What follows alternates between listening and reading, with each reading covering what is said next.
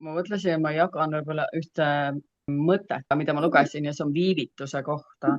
Et see võib kõnetada teisi veel ja viivitus ei ole pelgalt ebamugavus, et viivitus on vaim ja see on võrgustiku vaim, mis tähendab, et see vaim teeb koostööd teiste teemonitega olenevalt eesmärgist. On see frustratsioon, stagnatsioon, heidutus või nurjunud saatus. Et viivitus on üks vaenlase kõige strateegilisemaid aega manipuleerivaid relvi. Ja viivitus ei aeglusta lihtsalt sinu edasiminekut, vaid see lükkab edasi seda, mis oleks pidanud meie elus juba juhtunud olema. Ja see on see, mis nurjab meie usu, see vähendab meie usaldust Jumala tõotustesse. Ja see ei ole see, mida Jumal meile vahel ütleb, et ei ole veel aeg, sest Jumala ajastus ehitab meie iseloomu, sõnakuulelikkust ja küpsust. Kuid selline teemonlik viivitus saadetakse selleks, et meid väsitada ja see lägitatakse selleks, et purustada meie lootus ja selleks, et suruda meid maha selliselt ja me ise nurjame selle, mida me Jumalat usume. Ja me lõpuks ei jaksa enam uskuda ja hakkame ise selle vastu rääkima, vaenlane saab seaduslikult meil selle ära röövida. Et viivituse vaim lisab aastaid sellele, mis oleks pidanud võtma kuid. See venitab välja päevad, mis oleks pidanud võtma minuteid. Ja viivituse eesmärk ongi siis tõugata meid emotsionaalsesse ja vaimsesse kurnatusse, kuni me hakkame iseenda suuga ennast needma.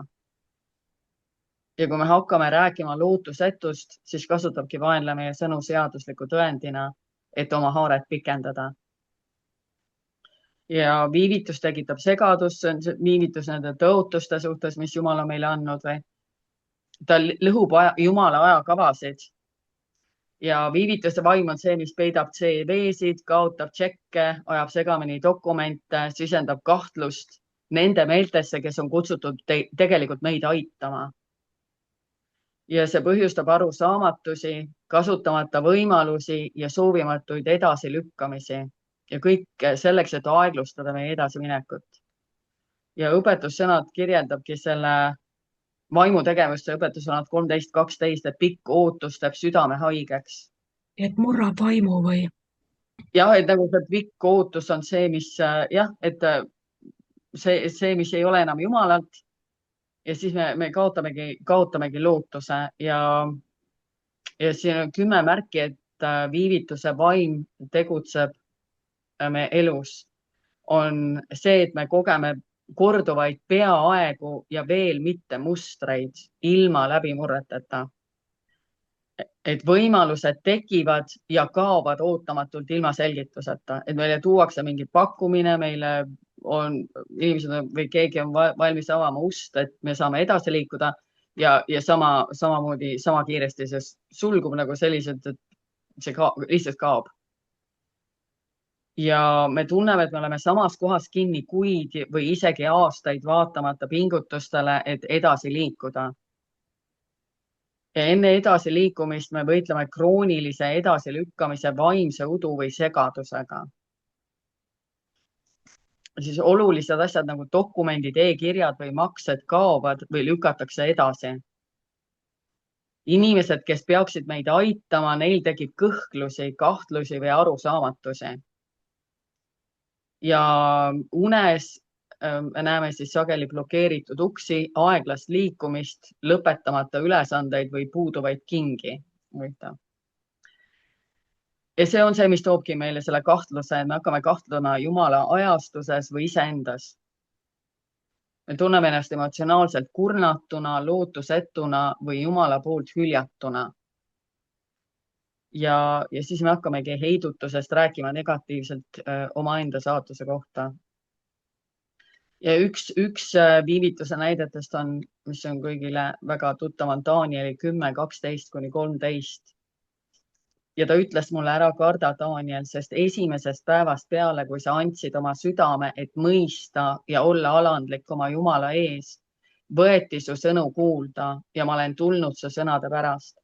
Pärsia kuningriigi kaitseingel pani mulle vastu 21 päeva, aga vaata, Miikael, üks peainglitest, tuli mulle appi ja ma jäin sinna Pärsia kuningate kaitseingli juurde.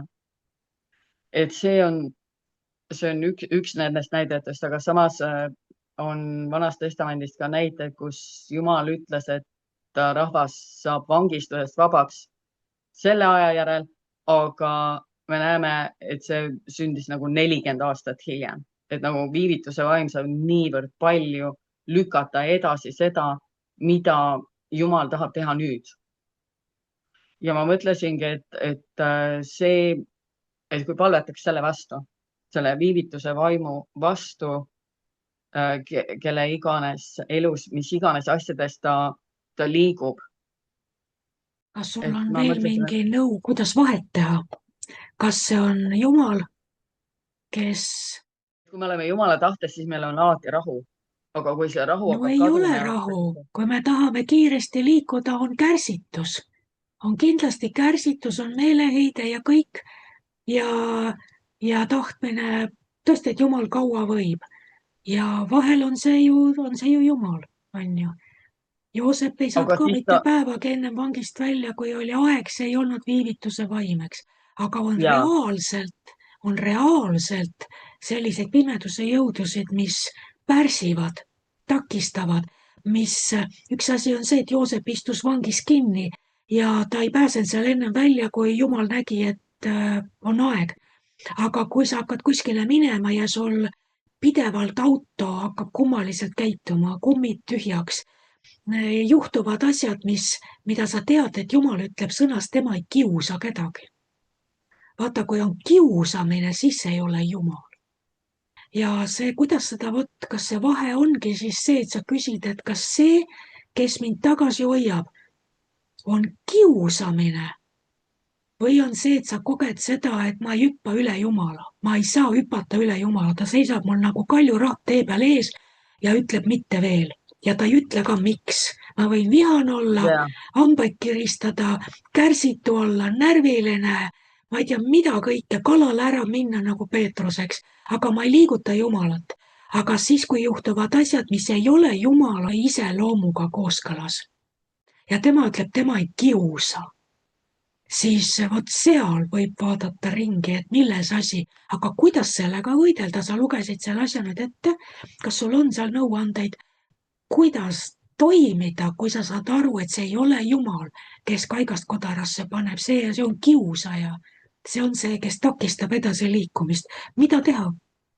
Aga siis ongi küsidagi Jumalat, et kas on mingisugused lepingud või mingisugused, mis me oleme oma sõnadega võib-olla andnud vaenlasele seadusliku õiguse tulla ja panna need uksed kinni või viivitada midagi. Või mina läheksin taevase kohtujärje ette nagu selles suhtes, et see on nagu kõige kindlam, et seal saab kõrvaldatud see, mis ei ole Jumalast ja see, mis on Jumalast, see jääb kenasti paika.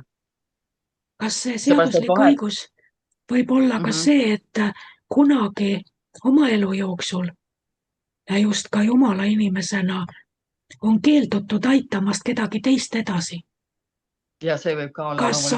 Kas oma enesetähtsusest, oma ülbusest, kas oma kadedusest, võistlemisest, et sa ei ole, kui sa oleksid pidanud kedagi aitama, aga sa oled hoidnud oma kätt tagasi, sa oleksid võinud kedagi soovitada, aga sa hoidsid suu kinni, sest sa tahad iseennast soovitada. Kas võib olla see, et sellised protsessid, kui sa ei ole aidanud kedagi edasi, kes oleks pidanud minema edasi ja sinu taganttõukega ja sa ei teinud seda mingisugusel väga ebaõigel kaalutlusel. Või sul oli liiga kiire või mis iganes kompleksid inimestel on, mille nad ise endale aru ei anna. Kas see võib olla, et külvata, sest ta ütleb, ärge eksige.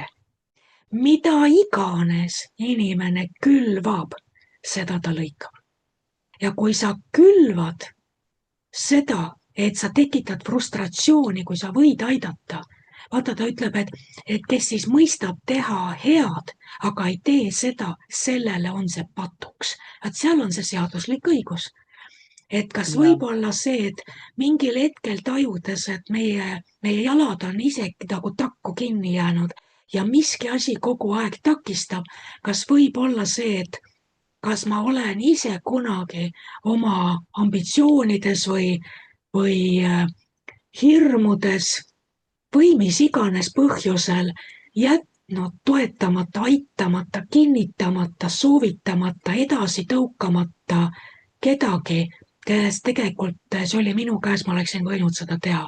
Ja nüüd ma külvasin seda ja mitte et Jumal nüüd kätte maksaks, aga vaenlane astub selle tühja koha peale, ütleb, no nii, kui sina ütled, et see on okei, saada teise teele takistuseks, siis mina võtan seda, kui sina ütlesid, et selline käitumine okei, siis ma võtan sinu enda käitumise ja teen sulle täiesti seaduslikult täpselt sedasama, sest sina ise oma käitumisega näitasid, et see on õige käitumine.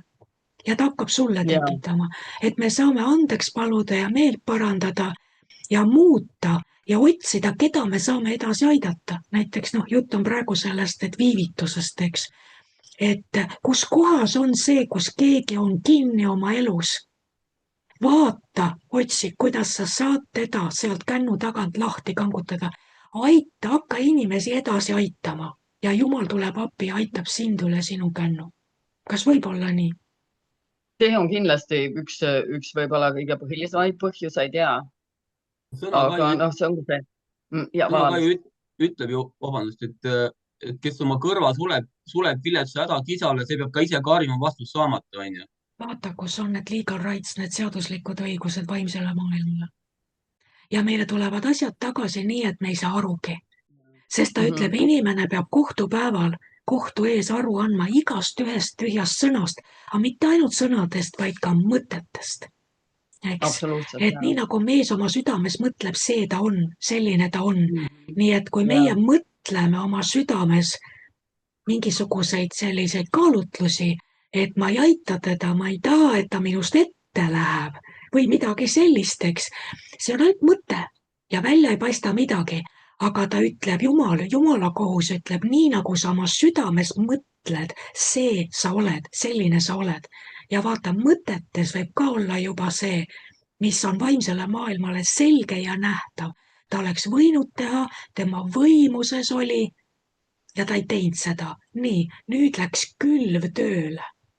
Ja nüüd mingi aegade pärast, mingite aastate pärast, ühel hetkel seisad sa lõikusega silmitsi ja sa ei saa aru, miks sa ei saa üle ega ümbert. Aga me lõikame 30, 60, 100 kordselt, sest need vaimsed seadused on ju ühesõnaga võrdsed, need on printsiibid, mis kehtivad nii positiivis kui negatiivis. Nii et see on väga huvitav mõte, mis sa tõid. Ja need Ja- mõtted ongi, ma arvan, need kõige suuremad takistused, sest me ei pane isegi tähele neid mõtteid, mis me oleme võtnud üle maailmalt. Me ei pane isegi tähele tegelikult neid mõtteid, kus me mõtleme täiesti Jumala sõnaga vastuolus. Et Väga neid huvitav. mõtteid, ma usun, on meil kõigil ja neid on, et see üks asi, et lihtsalt et Jumala paljastaks need mõtted, kus me mõtleme vastupidiselt tema sõnale, kus me ei pane isegi tähele, sest me oleme harjunud, meie vanemad mõtlesid nii, me vanavanemad mõtlesid nii ja me mõtleme täpselt samamoodi, me oleme harjunud lihtsalt mõtlema nii ise. Aga see on Jumala sõnaga vastuolus. Ja see kõik, need mõtted ongi tegelikult see, mis on niivõrd tugev, mis hoiabki meid tagasi. Ja. Et nagu ma arvan, et see on üks põhjus, mille pärast ka kogudus ei liigu edasi. Me istume oma vanadest mõtetest kinni. Ja see on nii jõudsalt õudne tegelikult. Ja see võib hakata kantslist peale, kui kantsel ei taha väestada oma poegi, vaimseid poege, et nad ei kasvaks temast üle, siis ongi see külv ja lõikus on see, et ka see kantsel ei lähe mitte kuskile edasi, sest sinu edu vaimse isana, vaimse juhina on selles, et sa tõstad oma pojad, koolitad, kasvatad, väestad endast võimsamaks. Ja siis sa siis liiguvad kõik koos edasi, eks. Vaata, ta ütleb ka veel, üks printsiip on, kes kastab teisi, seda ennastki kastetakse. Eks, vaata, kus sa saad kännu tagant lahti, kui sa hakkad teisi päästama, teisi kastma, teisi jõustama, teistele lahendusi leidma, teistele uksi avama, hakkavad sulle uksed lahti minema. Aga see ongi kuningriigi mõtlemisviis, aga me oleme nii kinni, nii sageli kogudusena ka selle maailma mõtlemisviisides ja me mõtleme ikka samamoodi, nii nagu maailm. Edasimineku suhtes ja nagu niivõrd paljude asjade suhtes, sest kuningriigi mõtlemisviis on ju nii täiesti teistsugune. See on just täpselt täiesti vastupidine sellele, mida maailm ütleb. ja et vastastikuses austuses jõudke üksteisest ette, eks. Ja kõik sellised, need on kõik hoopis teistmoodi, kui maailmas on. Et siin on palju, mida edasi mõelda, kuidas oma tupikseisudest üle saada, sest ega tõesti vaimsel maailmal ei ole meie üle väge, kui me ise talle seda ei anna. Ja me saame üle mitte alati metsiku sõjapalve ja sidumise ja lahti päästa, sest mis kasu sellest on? Nemad on nii-öelda need kohtutäiturid, eks, nemad on need karistusseadustiku täidesaatjad, 5 Moosese 28. See on see kolonn, kes peab ära tegema selle musta töö. Ütleme niimoodi, kui me lihtsustatult räägime, eks. Kui mina nüüd karjun oma kopsud sirgeks vaimse maailma peale, aga ma ei muuda kunagi oma enda käitumismustreid ja ma kunagi ei paranda meelt sellest, mis selle külvi hakkama pani, mis sellest karjumisest tolku on. Korra võib-olla nad ehmatavad su kisa peale ära ja mõne aja pärast toibuvad ja ütlevad, ta ei ole üldse muutunud, ta täpselt sama. Okei, paneme uuesti tal kõik uksed eest lukku, sest ta ei kavatsegi teiste ees näiteks uksi avama hakata. Nii et siin on ka meeleparanduse koht, mitte ainult vaimse sõjapidamise koht, eks ole, see käib käsi käes. Ma just mõtlen seda, et siin on tegelikult toodud näidispalve, aga ma ei usu selles, just täpselt see sõjategevuse palveste, vaid siin on see meeleparandus. Täpselt see meeleparanduse koht ja siis on meil õigus küsida, et need takistused eemaldataks, mitte et me ei lähe sõitlema ja võitlema, sellepärast et see ongi täpselt see, et mida me sõitleme ja võitleme, kui on vaenlasel on seaduslik õigus hoida meid kinni. Kas Jeesus ütles nii, et see, mida te tahate, et inimesed teeksid teile, tehke nendele, tähendab, ta räägib tahtmisest, see, mida sa tahad, see tähendab, et seda veel ei ole. On ju, sest sa ei taha ju seda, mis juba on sul käes, vaid see, mida te tahate, et inimesed teile teevad, see tähendab, meil on ootus tuleviku suhtes. Ta ütleb, alusta sellest, et sina nüüd teed teistele seda, mida sa ootad tulevikus, et sulle tehakse. Ma mõtlen seda, et võib-olla, et kõik takistused äkki ei ole 100% meie oma süü ja viga ja alaealisus ja kompleksid ja meie oma külv. Võtame kas või seda, et lapsed ei ole süüdi, kui nende vanemad on halvad vanemad. Eks neile tehakse midagi, neid takistatakse, neid tõkestatakse, nende arengut pärsitakse, nendesse ei usuta ja see ei ole nende süü, neil ei ole mitte mingit külvi siin. Aga kuidas sa tuled üle sellest, on ikkagi seesama, sa võtad need printsiibid, sa ei sule ise kõrva viletsa hädakisale. Sa teed teistele seda, mida sa ootad, et sulle tehakse. Ja kõik need samad, need kirjakohad, mis me siin üles tõime, sa võid ennast välja võidelda õige käitumisega, õigete printsiipide rakendamisega. Sa lihtsalt murrad läbi sellest blokaadist, mis su vastu on, sest kui sina käid õigsuses, hoolimata sellest, mis sinu vastu on tehtud ebaõigluses, kui sina käid õigsuses, see ei ole võimalik, et pimedus saab jääda sind kinni hoidma. Ei ole võimalik, sa lihtsalt murrad sealt vangistusest välja. Aga paneme selle siis palvesse, jah? Isa, me lihtsalt ülistame ja kiidame ja täname sind, et isa, me kõigi eludes on neid mõtteid, just neid mõtteid, mis hoiavad meid kinni, mis hoiavad meid tagasi, mis hoiavad meid selle maailma viisides ja mitte kuningriigi viisides. Isa, me palume sinult, et sa ilmutad meile ja sa paljastad need mõtted, millega vaenlane saab meid kinni hoida, millega vaenlane saab meid takistada. Et sa paljastad, isa, meile need mõtted, me saame meeleparandusest tulla sinu ette ja purustada need mõttemustrid. Isa, me tõesti palume sinu abi nende mõttemustrite purustamiseks, kus me ise anname pimedusele seadusliku õiguse tulla ja tuua viivitust meie eludesse, blokeerida Jumala parimat meie eludest. Isa, me palume, et sa paljastad meile need mõtted, need traditsioonilised mõtteviisid, milles me kinni oleme. isa, aita meid just oma mõtetega tegeleda, et panna oma mõtted sinu sõna peale, et sinu sõna saab meie südamesse, sest sinu sõna ütleb, et me saame kõik sinult kätte vastavalt oma südame usule. Ja kui meie südames on traumad ja haavad ja hirmud ja valud, siis see on see vastavalt, millele sina saad meile anda. Ja mille pärast nii mõnedki me palved jäävadki vastuseta. Isa, me palume sinu abi selles, et see, mille sina oled valmis pannud meie elude jaoks, et see võiks olla sinu ajakavas ja mitte vaenlase ajakavas. Et vaenlane ei saa edasi lükata neid asju, mis sina oled kellegi meie jaoks valmis pannud.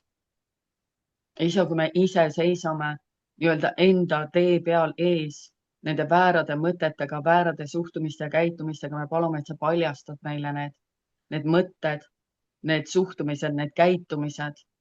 Ja me saame, isa, nendest meelt parandada. Ja need takistused saaksid kõrvaldatud meie tee pealt. Isa, me täname sind selle eest, et meil on alati eesõigus ja julgus tulla, isa, sinu armujärje ette, sinu kohtutrooni ette. Isa, me tuleme Jeesuse Kristuse vere väes ja mitte omaenese õiguses. Ja isa, me esitame taevasele kohtutele tõesti petitsiooni, et need takistused, mis on olnud meie ees, et need saaksid kõrvaldatud. Et need asjad, mida sa oled kõnelenud meile, need asjad, mis sa oled valmis pannud meile, et need sünniksid sinu ajakavas ja vaenlane ei saaks pikendada seda, mille sina oled meile valmis pannud. Need eesmärgid, kuningriigi eesmärgid, isand, sest see on see, milleks me elame, et viia täide kuningriigi eesmärgid oma elude kaudu. Ja me palume, isand, tõesti seda, et kuningriigi eesmärgiks saaksid täide viidud igaühe meie elu kaudu. Isand, me täname sind tõesti, et kõik see, mis hoiab meid tagasi olemas, need, kelleks sina meid oled kutsunud, kelleks sina oled meid loonud omaenda näo järgi, et see saab kõrvaldatud me eludest. Et me ei lähe ja me ei takerdu kogu aeg.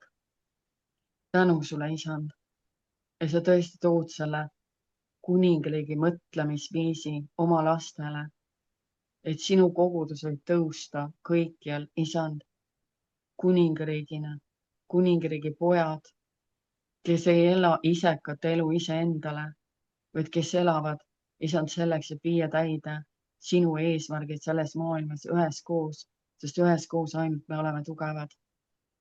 Tänu sulle, isand. Isa, mina ka nõustun sellega.